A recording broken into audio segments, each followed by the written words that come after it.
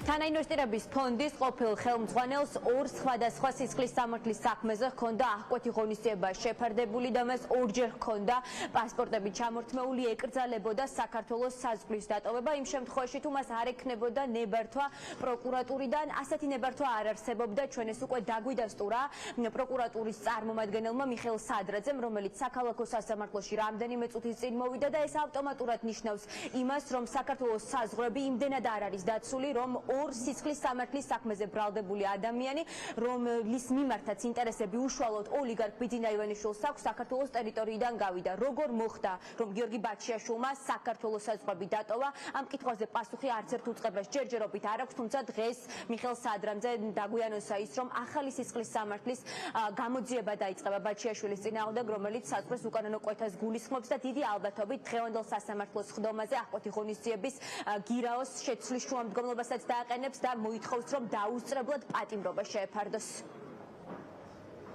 კამერას რაღა უკეთეთ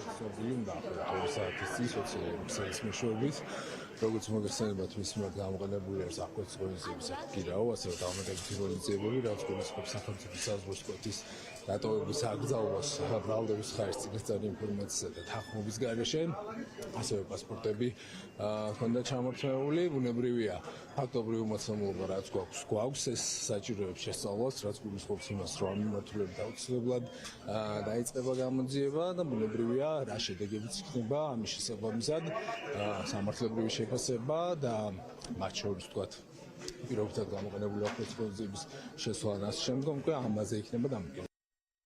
ბიძინა ივანიშვილის მილიარდების ყოფილი მმართველი მოითხოვს, რომ ყველა სასამართლოს ხდომას, რომელიც არის საქმის დასრულებამდე დარჩენილი, დისტანციურად დაესწროს და ამ შუამდგომლობას დღეს მისი ადვოკატი მოსამართლის წინაშე დააყენებს. გიორგი ბაჩიაშვილს უნდა, რომ საკუთარი პოზიციაც დააფიქსიროს, ჩვენებაც მისცეს სასამართლოს და ახსნა განმარტებაც გააკეთოს იმასთან დაკავშირებით, რა გახდა მისი ქვეყნიდან წასვლის გადაწყვეტილების მიღების მიზანი.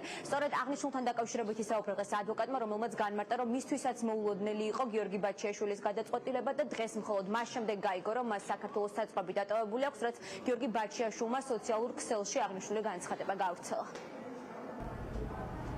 როგორც თქვენთვის არის, ასე ვთქვათ, სიახლე იგივეა ჩვენთვისაც.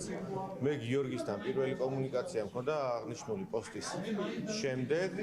არ ვიცი რომელ ქვეყანაშია, შესაბამისად, ერთადერთი ვიცი, რომ თანხმობას აცხადებს ჩვენება მისცეს დისტანციურად, სხვა არანაირი დეტალი არ ვიცი. პასპორტები ჩამორთმეული ჰქონდა, კი ბატონო, ეხლა როგორ წარმოგიდგენიათ ადამიანმა, რომელმაც საზღვარი გადალახა და შევიტყვეთ ყველა 12 საათზე, ან მე რატო უნდა გამოვკითხო როდის და რა ფორმით წავიდა და ამ დეტალებით რატო უნდა დავინტერესდე, ხა, როდესაც ადამიანი დაარღვევს გირაოს პირობებს, ეს საფუძველია ბრალდების ხარისთვის აღკვეთის ღონისძიების შეცვლის შესაბამისად, არის ამის ალბათობა ცხადია, რომ მათ მოითხოვონ შეცვლა გირაოსი დაპატიმრებით, რაც მათი გადასაწყვეტია.